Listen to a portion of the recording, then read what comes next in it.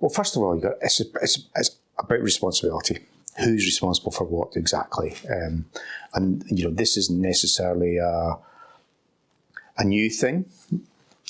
Traditionally, and not just in the finance sector, IT were responsible for the technology, but in days gone by, they were responsible for information security and anything that happened to the data, because nobody knew where else to put the responsibility because the organisation structures weren't there.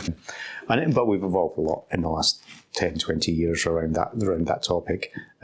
So first of all, it is about responsibility, and I think more and more now that compliance tends to be an organisation that's in itself a responsible place within the larger organisations.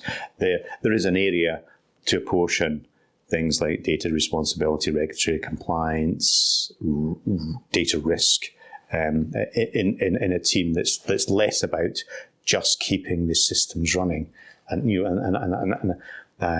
that's really what IT should be about.